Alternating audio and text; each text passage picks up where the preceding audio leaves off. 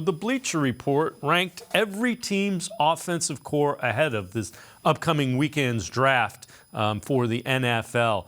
And kind of interesting. So Bengals were ranked 1, Eagles 2, 49ers 3, Jaguars, Bills, and Chiefs 4, 5, and 6. The Browns check in at number 7. Cleveland has a high-level player at each position, ranging from quarterback Deshaun Watson to running back Nick Chubb, wideout Amari Cooper, wide receiver Donovan Peoples-Jones, tight end David Njoku contributed 600-plus yards 2022, and the Browns added Elijah Moore in an off-season trade.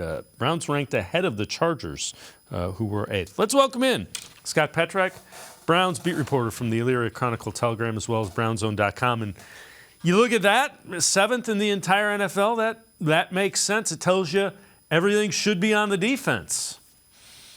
Yeah, and I think it's a reason to be optimistic, right? If you're a fan and somebody has you ranked that high, close up there with the Chiefs. To me, we've talked about it a million times, Dave. It's all about Deshaun Watson. If he plays at a level that's similar to Joe Burrow and Pat Mahomes and the guys in front, the teams in front on that list, then yeah, the Browns should be right there because I really like Amari Cooper and Elijah Moore and Donovan Peoples-Jones, and how do you not love Nick Chubb? So, yeah, I get it. I'll tell you what, the thing on that list that kind of surprised me is San Francisco. I know they got a lot of pieces, and I know they're good, but they don't really know who's playing quarterback this year. So it feels a little high for them. Yeah, and I thought the same thing, and I thought the Jaguars were also a little bit high. I know Lawrence is playing well, but you got some questions at skill positions.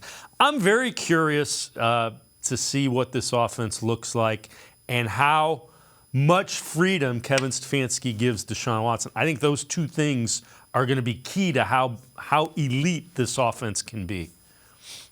Yeah, I certainly agree with that. And I think it's yet to be determined just what the offense will look like, right? Kevin Stefanski, every time we talk to him, talks about how there's, an unlimited number of plays. So that's not the issue. It's what's his guys comfortable with, mainly what's Deshaun Watson comfortable with. And they haven't even hit the field yet in the offseason program. You only had the 6 games from last year. I know they were together in training camp, but that was such a kind of different situation, right? Splitting snaps and knowing he was going to miss time at the start of the year. So I think that's going to be something that evolves over these next few months and then really kind of takes form once training camp starts in July. And part of that is how much freelance will Deshaun Watson be allowed to do? How much input does he have? Or again, freedom when it comes to audible, right? And changing plays at the line of scrimmage and getting into something he likes.